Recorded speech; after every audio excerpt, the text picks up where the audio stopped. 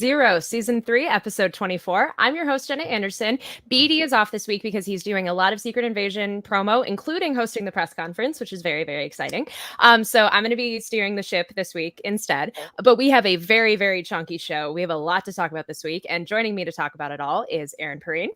What's going on, guys?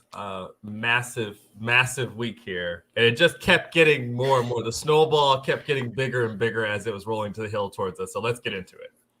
And we also have Jamie Jurack. Good morning. Heck yeah. Go BD.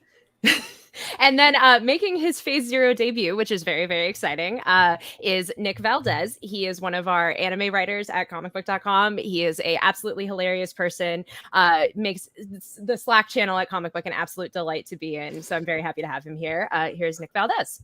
Oh man, howdy everybody. Thank you for having me. Without BD here, I figured I'd pull Secret Invasion of my own.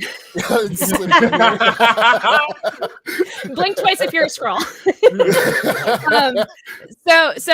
Just so the audience can kind of get a little bit familiar with you. I know you're a huge fan of certain characters, especially in the DC universe. Our group chat of the two of us is just me sending you Blue Beetle updates and us just celebrating the Blue Beetle movie. But what Marvel characters would you say are your favorite that you really gravitate towards? Oh, I love my representation. Let me just put that out there for everybody. I love that Miles is taking over the theater right now. You had Lupita Nyong'o out there, Wakanda Forever, taking over, being absolutely stunning. You have Gael Garcia Bernal in Werewolf by Night, out of nowhere. You've got Oscar Isaac as Moon Knight and 2099, and I love getting to see myself in things, of course, a gorgeous version of myself, but myself. I like to pretend. I love it. I love it so much. So I'm so happy that Nick is here to join us for what is going to be a very, very chunky show. Like I said, we have so many updates. But first, I do want to say rest in peace to John Romita Sr., who was absolutely legendary for Marvel Comics in and of itself. Spider-Man and his visual language is so influenced by the work that Romita did in the 1960s and 70s. So rest in peace to him. He will definitely be missed.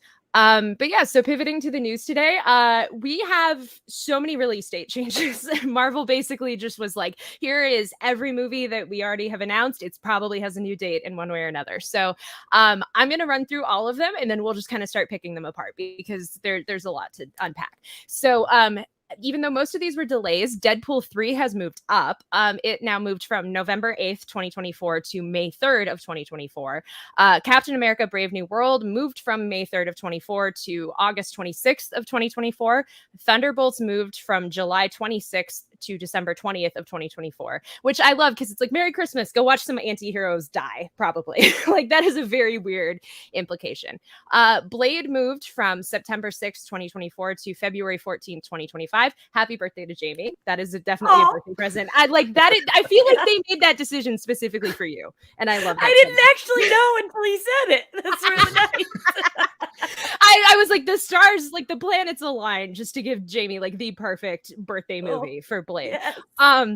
And then FF moved from February 14th of 25 to May 2nd of 2025. Avengers the Kang Dynasty moved from May 2nd, 2025 to May 1st of 2026. And the big one, Avengers Secret Wars, is now moved from May 1st, 2026 to May 7th, 2027. So I know we've talked on the show about release date delays and about how some things definitely need to be delayed. I'm going to write a piece on the website today just about why delaying Secret Wars and giving it an extra year is a very, very good thing. But how do we feel about all of these changes? How we feeling? There's definitely a lot to unpack. Good. I feel good about it. I think the biggest thing, like you said, is Secret Wars. I think that's such a good decision. The rest of them, right now, it's it's crazy, but they're not that different. I just a few months here and there. But it all worked out for my 35th birthday. So I think that it's fine. And with the strike and stuff, it makes sense. I think they're just being smart about it all. Aaron, how do you feel about it? Everybody's going to get what they want, and we're going to see how much y'all stand on what y'all say. I don't have a lot of faith, which we might be a theme for later when we talk about Secret Invasion. You might not be able to trust what y'all are saying, I feel like. So, yeah. I think the most interesting thing probably is Deadpool getting, shoved up despite there being no writers. And I imagine a third of the movie is just going to be Ryan Reynolds and Hugh Jackman staring at each other in a white room. It's like, what else could it be right now? Because there's nothing that actually is getting worked on. So yeah, that's interesting. I agree. That surprised me the most because I know I've said on the show of like, how is Deadpool going to navigate the writer's strike given how improv heavy that movie presumably is? And the fact that it not only is able to navigate it, but now it's coming out in less than a year is very, very wild to me. Like that clearly means that they have confidence in it and in the execution of it. But that was definitely surprising. I also think moving it out of the November release date was a good call because that's like the week of the election. So it's probably good to just, have this movie stand on its own in May. But yeah, Nick, how do you feel about all of the release date changes? So, I mean, with everything going on, it definitely is a good idea, in many ways. And to me, outside of Captain America 4 and Deadpool 3, which are being worked on, these things don't exist outside of a logo and maybe some ideas on a pegboard inside Feige's underground volcano lair, so like, to me, here in 2026, 2027, I'm trying to make it to next week. So those days, they just don't exist. These are all just numbers in the ether. So when I sit there as the credits roll after I've seen it, cool. Whenever that happens, cool. But until then, hey, let's talk about it, I completely agree. Like, even just because Disney announced more dates outside of the Marvel ones, and even just hearing like Avatar 5 for 2031, I'm the John Mulaney meme of like, that is not a real year. Like, what are you doing? You're lying to me. So even just like Secret Wars in 2027 is crazy. Like, as we've said on this show, give that movie as much time as it needs to percolate and to really matter, because there are so many other stories that I feel like you could still tell in the meantime, which like I was going to ask, there are so many things that may or may not be in development, may or may not be like also on the docket of, got your Shang-Chi 2, we've got Doctor Strange 3, got Spider-Man 4. What do you guys hope in this extra year of Secret Wars we still end up getting in that stretch of time? I mean, Spider-Man 4 is a lock. I've been saying it for 2 years. Like, it's not there. There's no way it's not going to happen before Secret Wars, especially if you read THR this morning and saw Tom Holland talking about it. He seems excited about it. Amy Pascal is excited about it. The only person that's not excited about it is Tom Rothman, who does not want us all to talk about it until there's a trailer.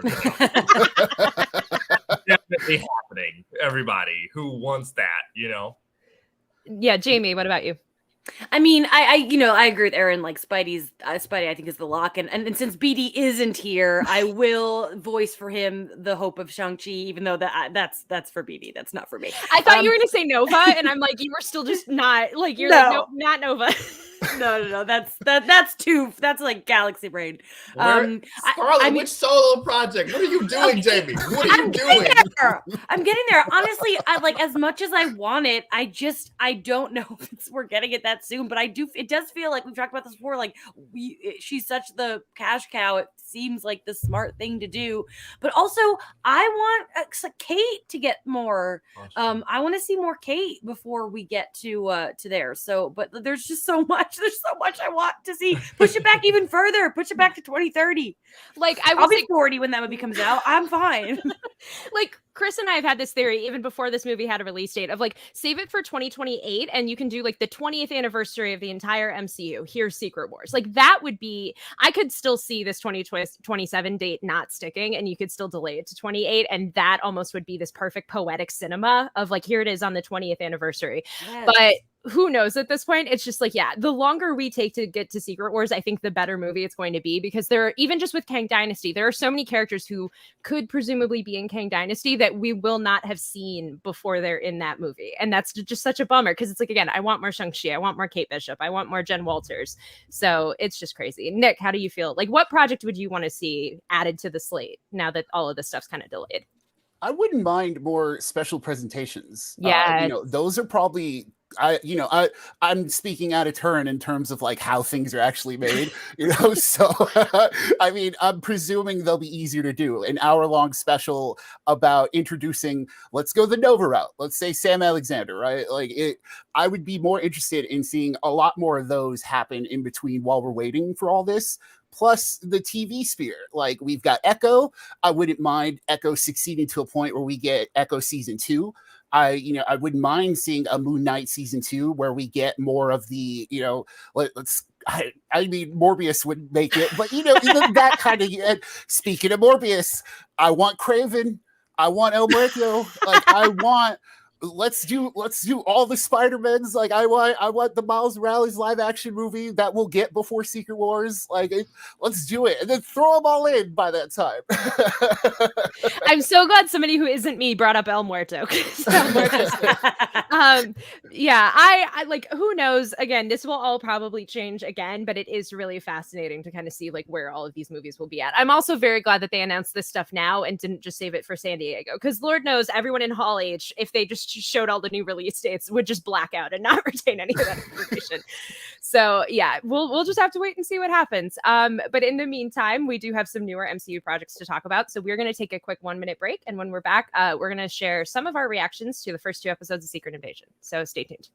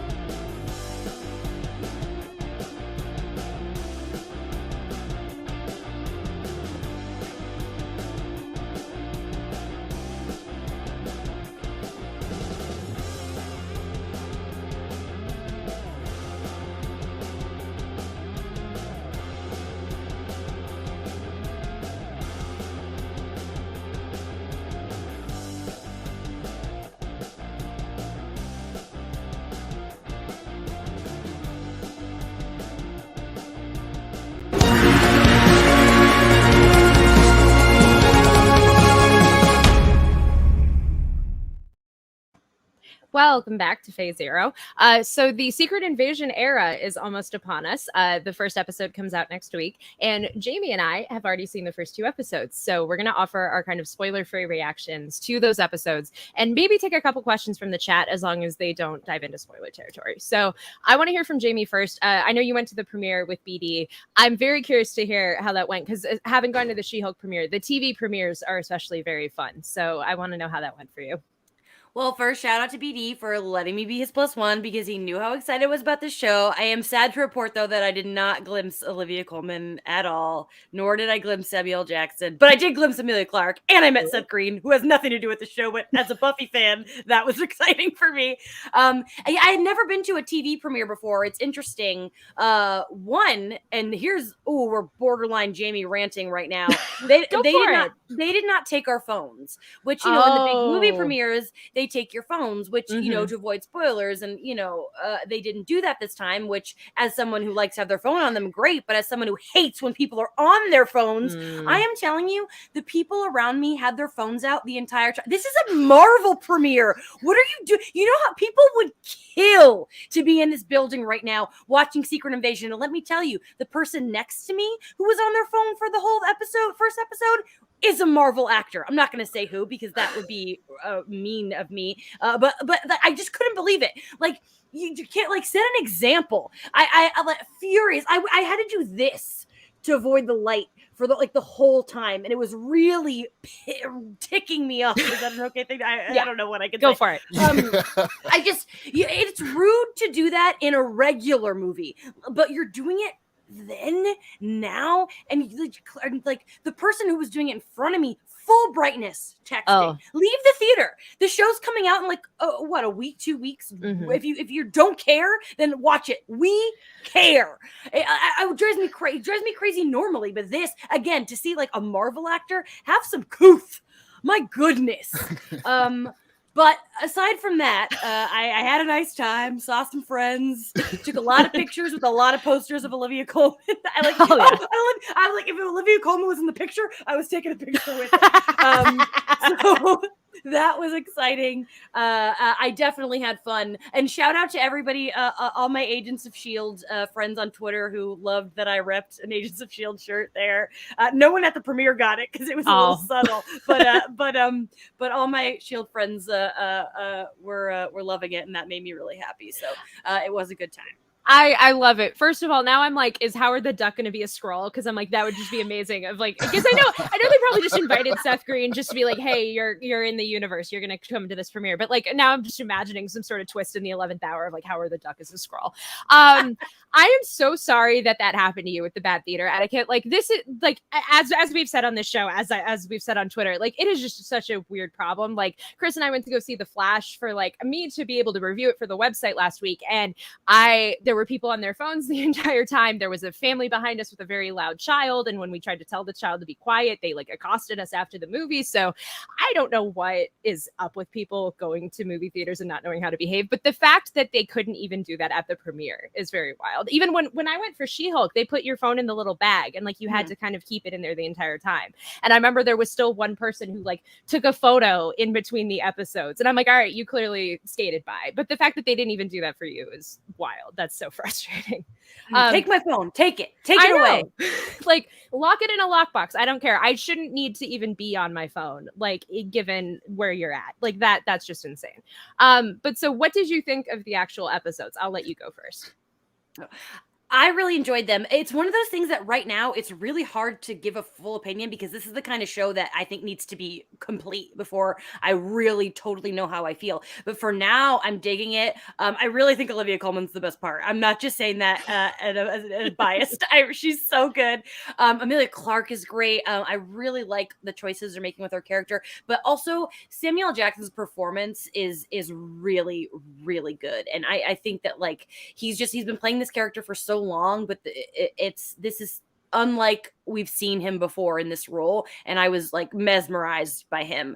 It's dark, it's gritty, but I was a friend's kid was there. She's like 10 and she loved it. So I don't know if that's going to be a normal take from kids. I'd be surprised. I was actually really shocked that she was like, it was so good. It's like, really? it's like this like really like dark gritty espionage thing. Like there's not a ton of action. There's definitely action, but overall, I'm digging it, but it is hard to give a full report. I'm really excited for the show to end so I can watch it all in one sitting.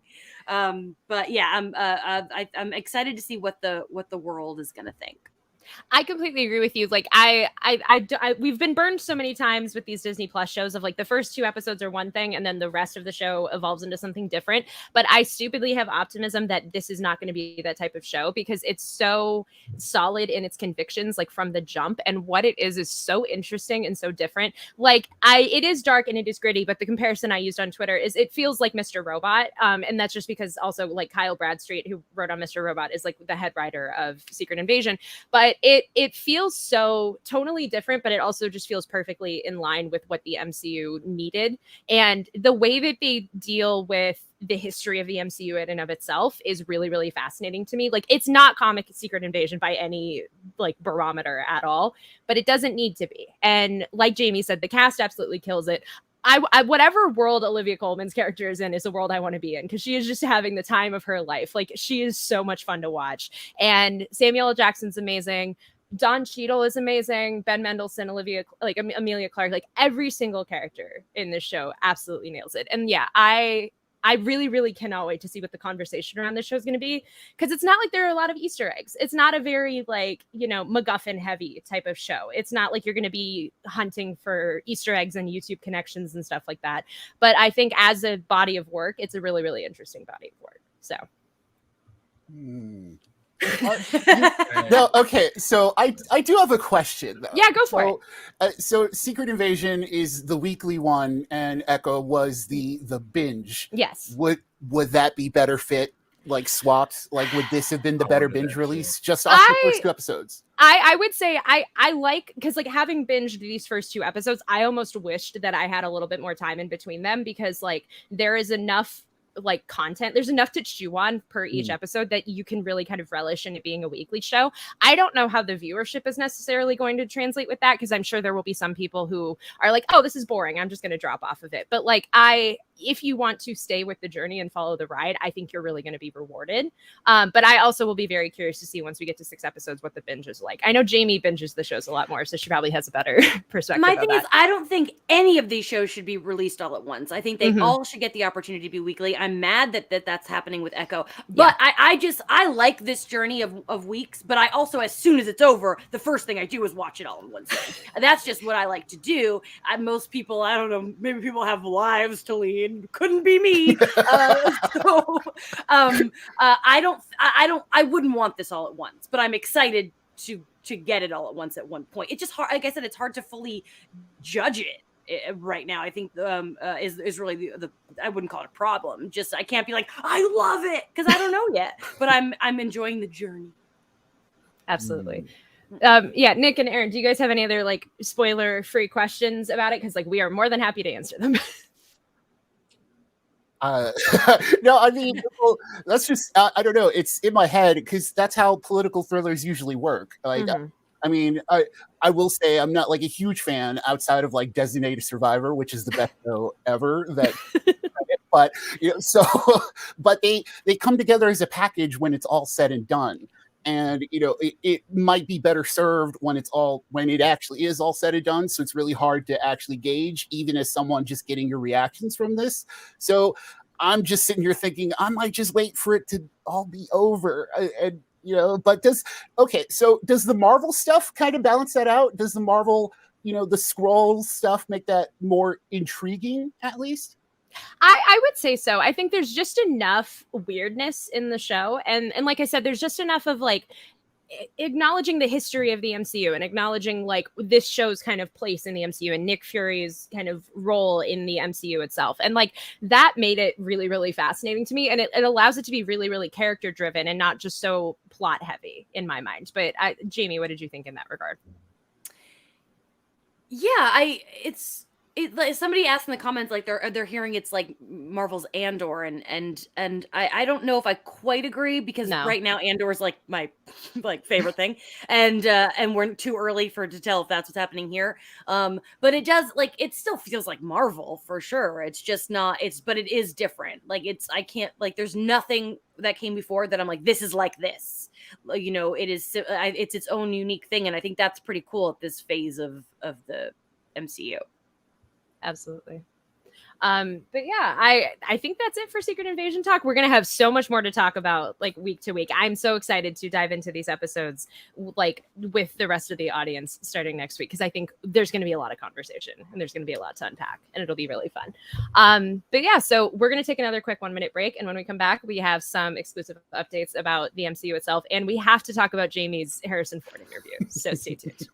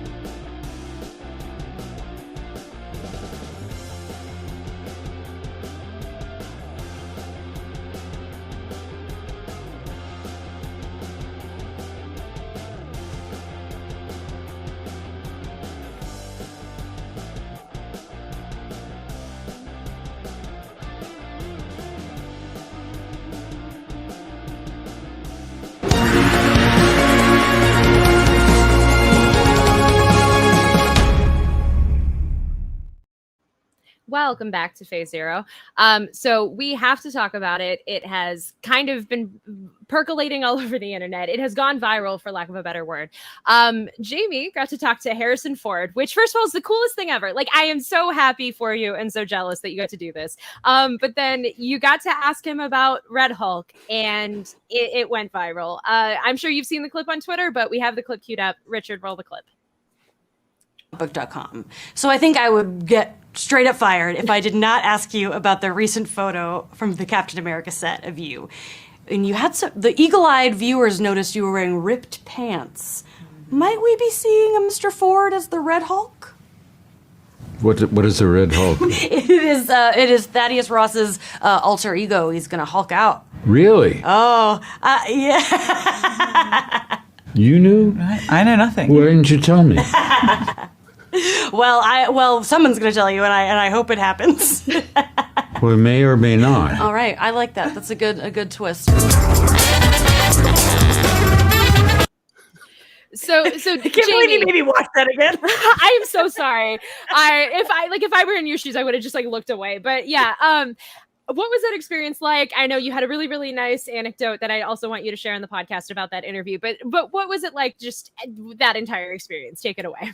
Okay, I mean, everyone knows, like, I love Star Wars, and I also love Indiana Jones. When I was 5, my favorite soundtrack was the Raiders soundtrack, and I would dance around to it. I think I've shared that anecdote before. I love this man, and who wouldn't freak out sitting across from Harrison Ford? And I said this to Jenna backstage, which is like, I'm also a big Phoebe Waller-Bridge fan. I didn't even have time to have the energy to freak out that she was also sitting in front of me. Here's the thing. It's like, a lot of I would like to say, for the most part, the reaction to this has been overwhelmingly positive. When something like this happens, you're gonna get negative stuff. You're gonna be like, I can't believe you asked him about Red Hulk. That's so embarrassing. But like I say in the clip, I'm from comicbook.com. What do you like? What do you want from me? And so I will say I talked to Jim beforehand. I'm like, okay, we'll do a Captain America question. I gave him some options, and I knew he was going to pick the Red Hulk option, but what's funny is on this show multiple times we have talked about what was going to happen when Harrison Ford was asked about Red Hulk, and we all said the same thing. He's not going to know, or he's going to pretend not to know. We knew that's what it was going to be. We just all thought it would be BD. I never in a million years thought it would be me having this moment.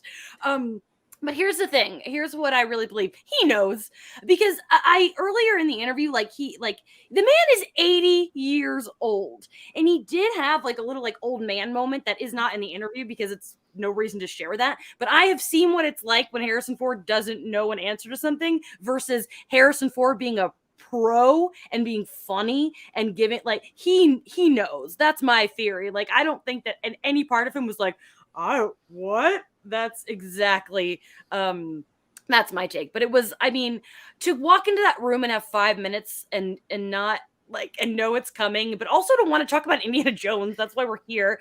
But I also, I had no intention to bring up Star Wars because I'm already have to bring up Captain America. I'm not gonna bombard the man with a million non-indie things. And then, I have my Leia tattoo that says I know, and I could see him looking at it during the interview. I saw, and I was like, oh, maybe I should have wore long sleeves. Maybe I'm distracting him. But then I got that very pointed.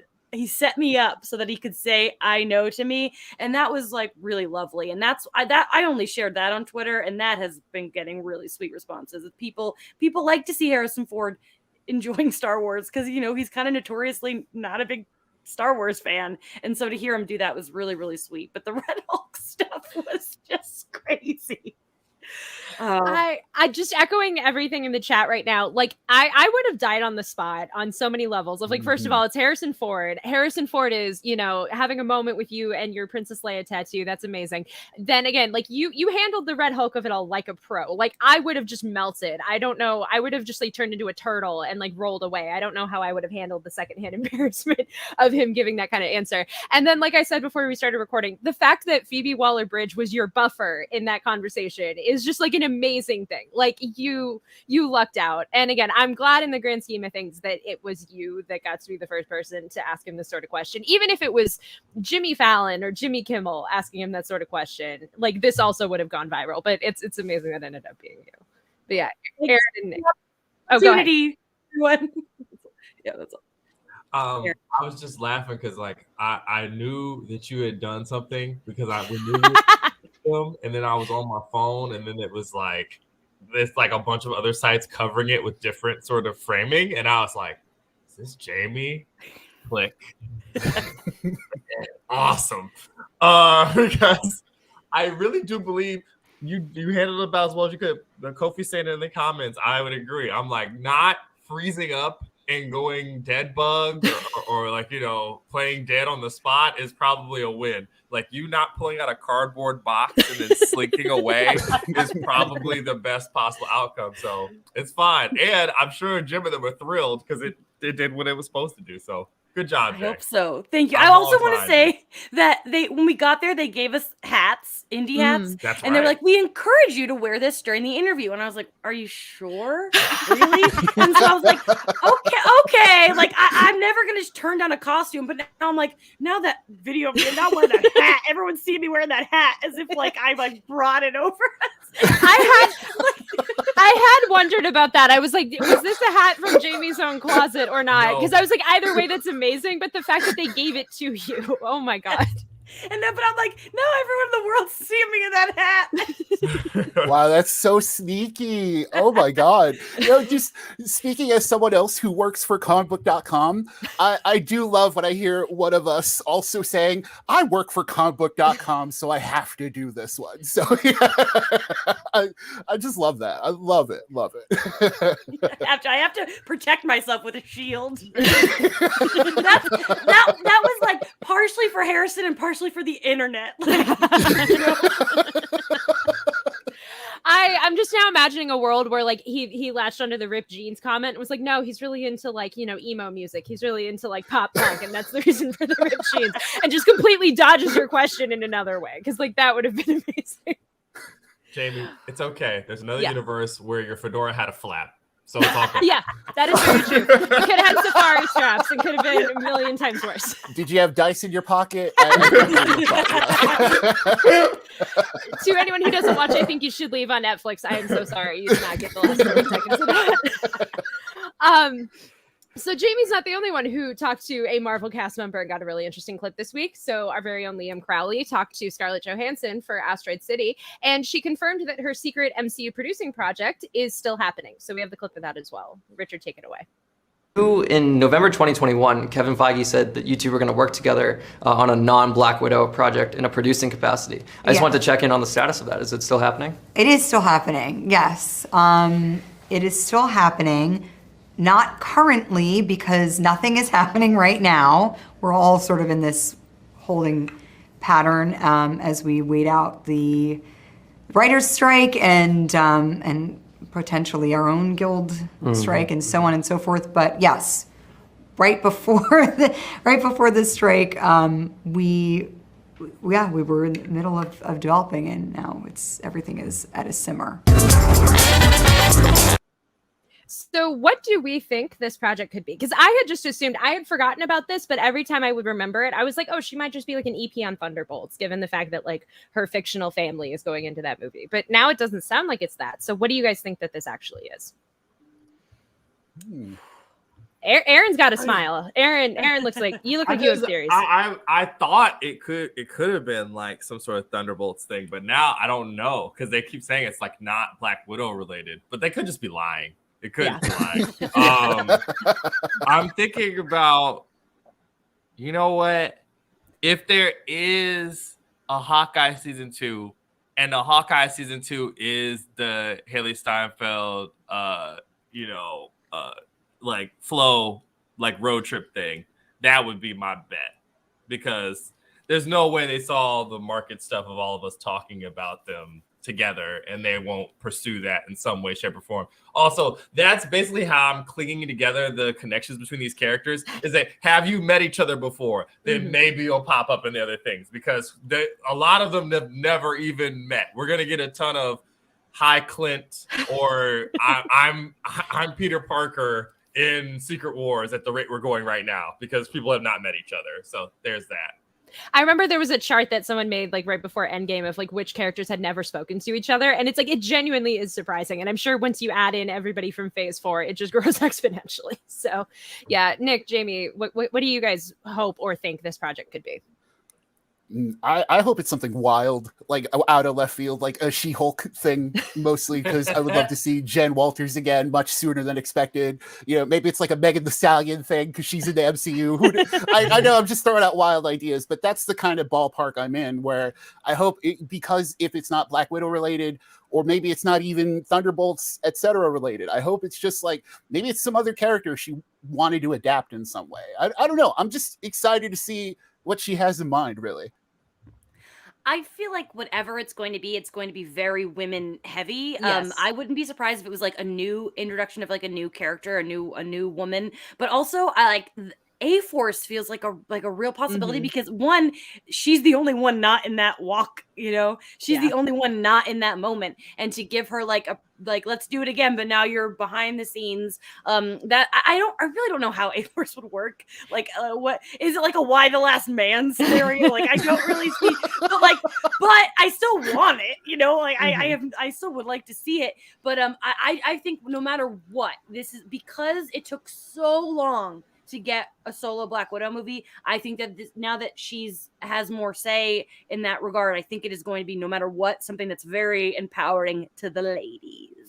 Now my brain is just taking your idea and I'm just like, man, imagining like a battle world, like A-Force kind of situation. Because that is kind of how it came up in Secret Wars, like in the most recent Secret Wars event. So that could be really compelling too. I agree with Nick though, of like, now I'm wanting like Millie the Model or Tigra or some just like completely random female Marvel character. Like that would be really cool too. I feel like the sky's the limit because again, if it's not tied to Black Widow, it could be virtually anything that we haven't seen. And that is really interesting in and of itself.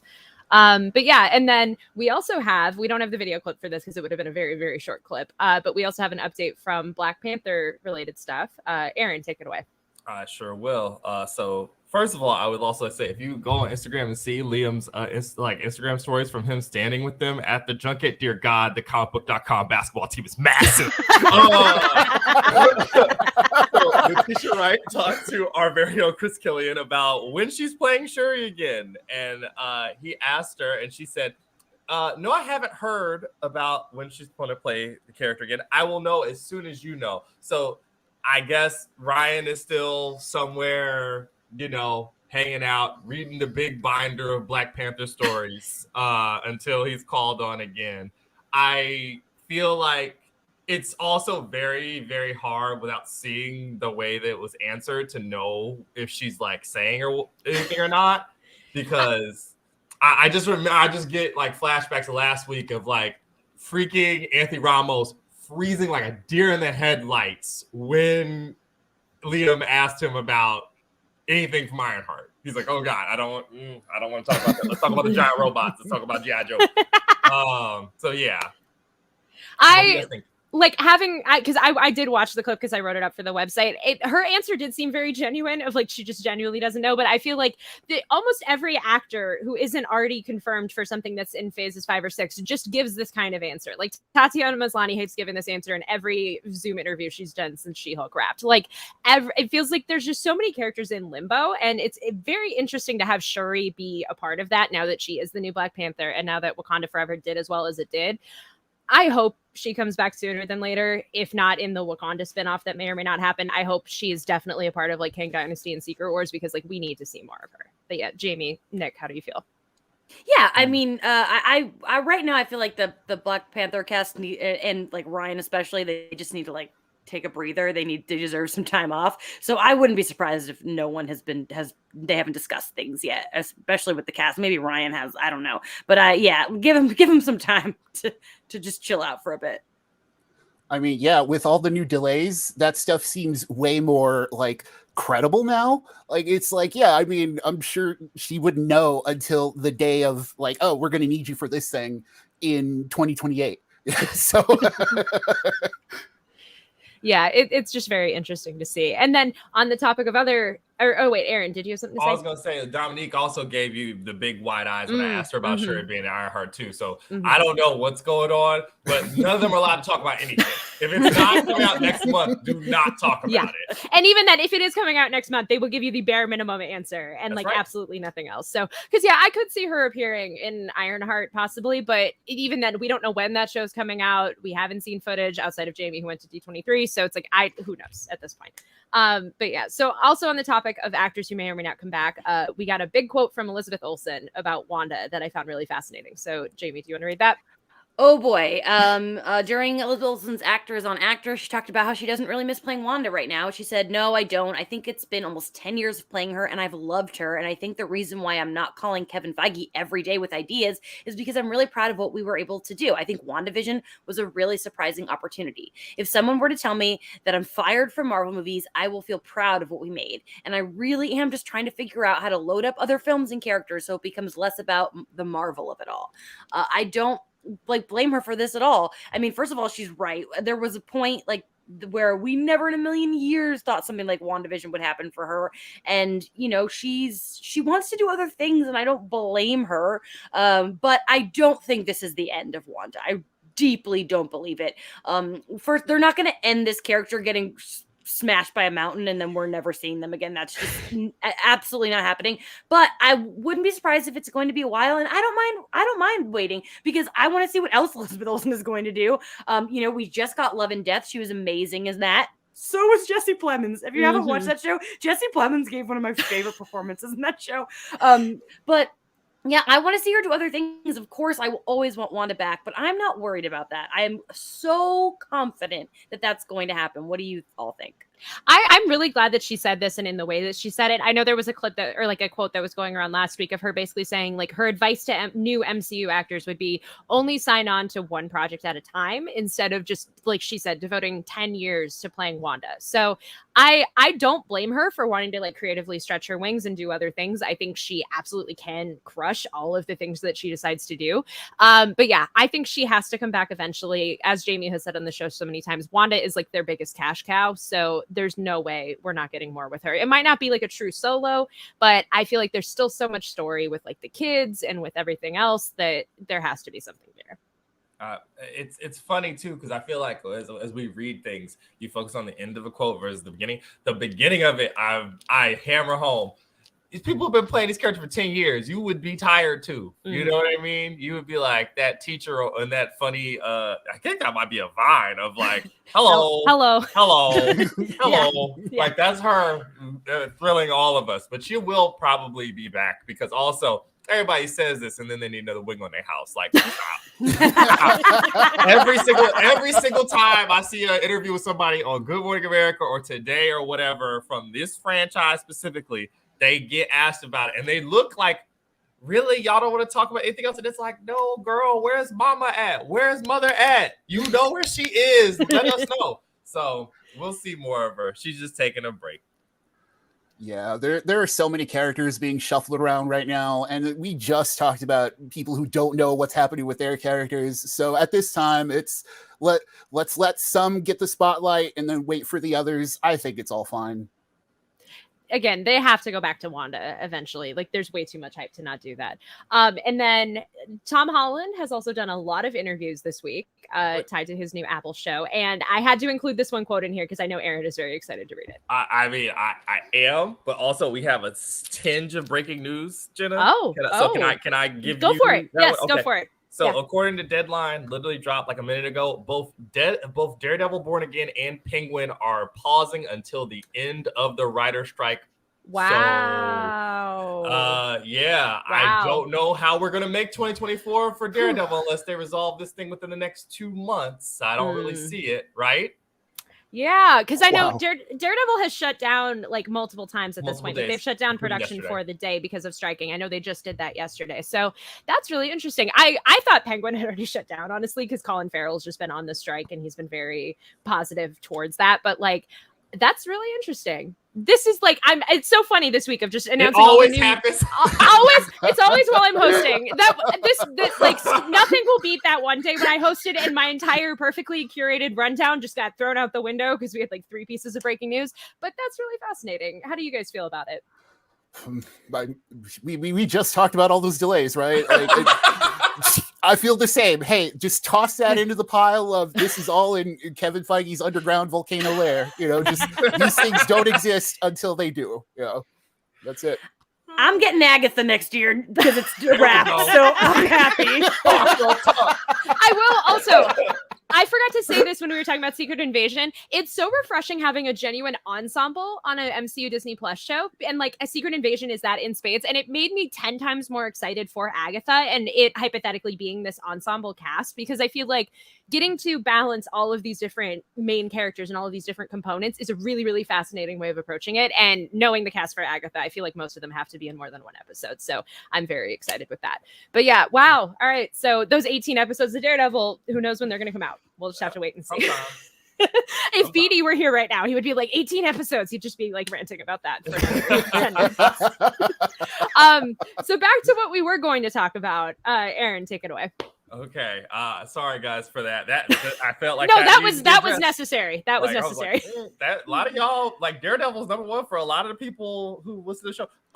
So Tom Holland wants to introduce live action Miles. Of course, Pascal said last week or 2 weeks ago, who knows, time's a myth, that it's all happening in respects to a Miles Morales live action movie and Spider-Woman live action. It's all happening. And Inverse talked to Tom Holland about the crowded room, but really about Spider-Man.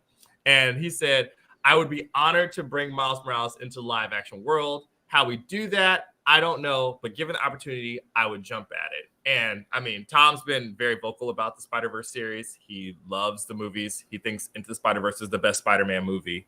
A lot of people on the internet agree with him. Letterboxd agrees with him, apparently.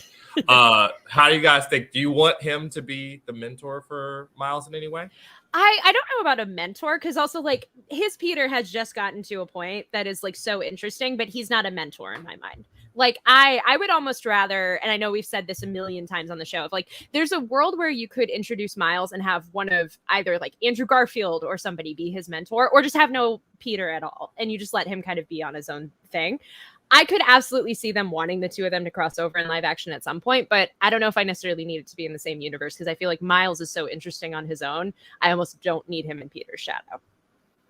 I totally agree with that because, our Peter is still a little baby. He's only like 18. He can't be mentoring. He's got his own drama to deal with. I would love to see them have a scene together, of course. But I think like Miles is strong enough that he can be on his own. But I actually do think it would be really cool if it was Andrew or Toby like that, if we're going to give him a mentor. Yeah, I don't think it should be Tom. Yeah, they're both baby boys, so that's fine. But I am of two minds. I would love live action Miles, but also what makes Miles so special is that he's so special, and the animated movies have been a special way of really demonstrating that. And so it's not only will a live action Miles have to follow what looks like it's going to be a masterpiece trilogy. That's first of all, that's like not a great place for any young actor to start, whoever it is.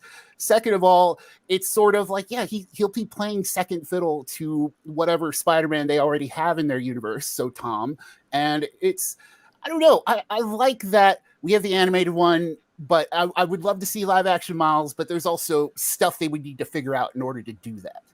Well, if you've seen the Portuguese dub last week of a couple of the sites have picked it up, that they're like at the end, that muffled like talking in his really, really dumpy apartment that he ends up at the end of the way home. Mm-hmm. Like you hear like the subtitles of what's happening, and it says, Rio, Miles, get in here, clean your room. And then Jeff's like, yes, boy, get down here. And I was like, none of us knew about this. Like, but also, it's probably just the Portuguese dub people having fun. But we can dream. That's in No Way Home? Yeah, that's at the end of No Way Home. Wow. I can see the show. I totally missed that news. That's really interesting. Yeah. I feel like dubs are always just fascinating to me. Anyone who watches Supernatural, the dub of that show kind of broke the internet in a really funny way in the last season. But yeah, so I'm not going to give that like too much stock, but that's really interesting that they even included that in there. So then kind of going off of that into just Tom and Spider-Man 4 overall, he just did an interview with the Hollywood Reporter that just ran this morning. It's a really, really adorable interview. There's a lot of interesting bits in there. He talks about lip sync battle. He has a group chat with Toby and Andrew, but he of course talked about Spider-Man 4. So we're going to talk about that. He said, it was myself, Amy, Kevin Feige, producer Rachel O'Connor. Sometimes other executives from Marvel will sit in. It's a collaborative process. The first few meetings were about why would we do this again? And I think we found the reason why. I'm really happy with where we're at in terms of the creative, but I'm also a little apprehensive about it. There's a bit of stigma about the fourth one in all franchises. I feel like we hit a home run with our first franchise, and there's a part of me that wants to walk away with my head held high and pass the baton to the next lucky kid that gets to bring this character to life. So how do we feel about this? What would we like to see in Spider-Man 4? I totally get his trepidation because obviously Toby famously was supposed to have a fourth movie that sounds absolutely bonkers. It never came to fruition. So I get his apprehension, but I'm like, how do y'all feel about it? I get where he's coming from, you know, like, because he's not wrong. It was a great trilogy, and the fact that we've already had a trilogy, like at his age, he's done a superhero trilogy.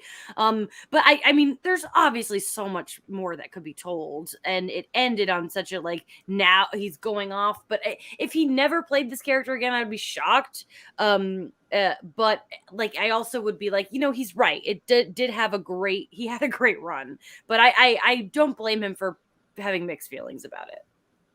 I mean, they got that black goop out there still, so I know everyone and their mother wants to see, you know, Tom Holland in that black Spider-Man suit, and they got that goop in there. So hey.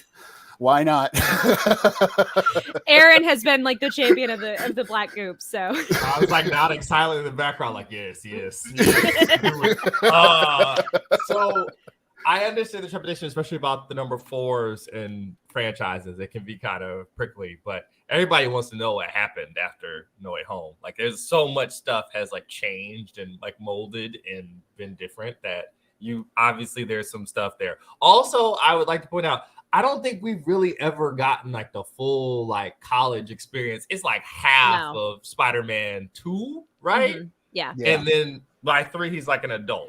So that might be really interesting as well. I think there is a way for you to work it in so you can do all the stuff at the same time. Because I know all of you listening want Kingpin. Want Vincent D'Onofrio to throw our boy through the ground again. That's what you all want. Adam somewhere doing what I just did with the black goop going. Yes. I feel like if you're going to try and do all this stuff at the same time, having certain elements of the Into the Spider-Verse like movie, like be there for Miles to introduce him, because if Kingpin also is in this universe has a Prowler too, you come into contact with him or Black Cat and they're all stealing stuff and you're just stopping them because you're not an Avenger anymore. You're just like a street level guy. And then something bad happens to Prowler and the kid's scarred. And then you're mad. Now you got a reason for him to actually be mad at Kingpin. That could be really, really interesting. Other than him just ruining the city and being mad to your friend Matt Murdock, who you meet eating like, you know, like street pizza or something in New York, even though you're not supposed to remember each other. So I don't know. Also, the comments that point out, are they going to do the home thing with the 4th one too? Are we keeping that going? I hope not. I hope not. They're gonna run out of ideas at a certain point. Like I know the comment is like, we hit a home run. It's like Spider-Man home run or something. But I'm like, that would be a really weird subtitle. People would just think it's a baseball movie. Which would be rad though. Do it. Yeah. Just baseball. Yeah. I agree with what Aaron said. I feel like there's so much potential with Peter. Just in terms of things we've never fully seen on screen. I would love Black Cat. Like that is on the top of my list. Would just be, if you're not gonna have MJ and if you're not gonna have Gwen Stacy, like lean into that relationship a little bit, and I feel like that would be something to kind of push this Peter in a way that we haven't really had with the other live action ones. But yeah, I feel like there's so much potential still. I also just really, really personally want them to keep that costume from the end of No Way Home, because that is like the ideal Spider-Man costume to me, and I'm already going to be so sad when 4 happens. I know got they're bad news. gonna change it for action figures and stuff, and that already frustrates me because that was such a great costume. So, but yeah, well, would they stop at 4 though? Maybe that's the hesitation. Is that like maybe he knows in the back of his mind he wouldn't be agreeing to a 4, he'd be agreeing to a 4, 5, and 6. Yeah. So I don't. Maybe that's where maybe the stall is coming from. But yeah, because I get it. Like it's like, oh, I'm signing up for another 10 years rather than it's easy to say yes, let's do a 4, but also he'd have to commit for a lot more of these. I also think it's. Oh, go ahead. I was gonna say, like, pitch it as an epilogue, like don't make the boy do 4, that's for the home thing. Like, no, that's the home trilogy, and this is the epilogue, and then let the boy rest. I would love for that to be the case, because I do think it is this thing of like, if you told another trilogy, also just trying to construct a trilogy right now, knowing that Secret Wars would inevitably happen in the middle of it is a huge problem, because then you kind of have to account for that and still have the trilogy stand on its own as a narrative. So I'm sure that's a huge part of the conversation and figuring that out. And also they probably are dealing with whatever Sony has going on of Madam Web and Hypno Hustler and El Muerto and all of that, probably taking all of that into account. So we'll just have to wait and see. I don't know. So that's it for today's Phase Zero. I think this was a really fun one, a big chunky one. We had a lot to talk about today. Jamie, do you have anything to plug and leave the audience with?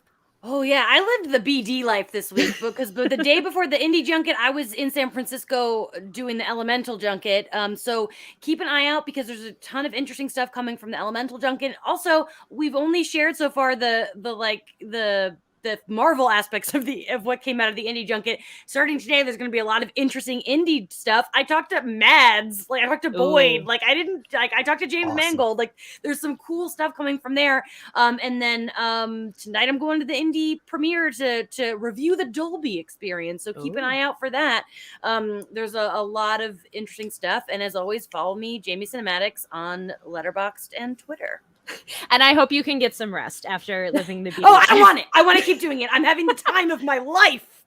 No rest for me. At a certain point, though, you're going to be the Energizer Bunny. And you're going to be like, I'm so tired. You're right. You're totally right. Nick, I'm so glad we could have you on the show today. Do you have anything to plug?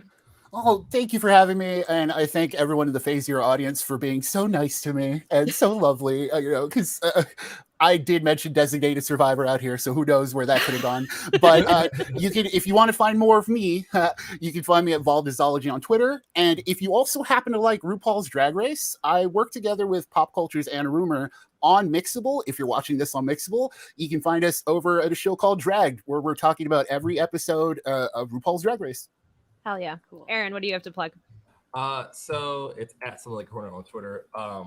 I want to plug Evan Narcisse's new Static team up with Anasazi. Yes. If you love the Static Shock TV show, you remember the episode where they go to Africa, African hero, Anasazi, spider trickster.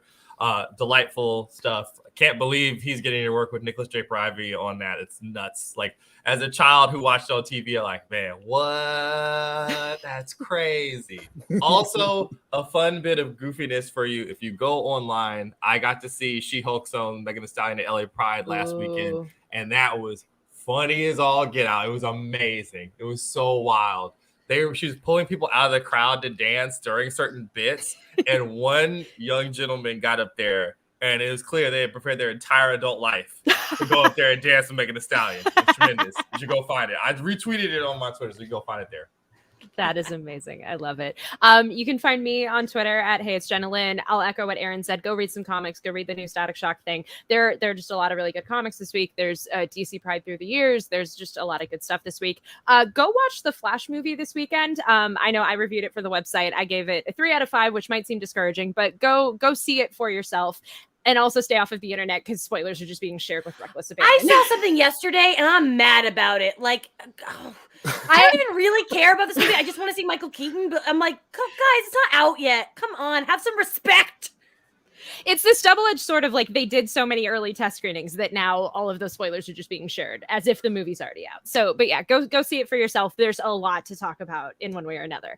And don't forget to follow the show at Phase Zero CB. Don't forget to subscribe to our YouTube channel and give this video a thumbs up. We would greatly appreciate that. And join us next week for the start of the Secret Invasion era, which should be a lot of fun. So we'll see you guys then.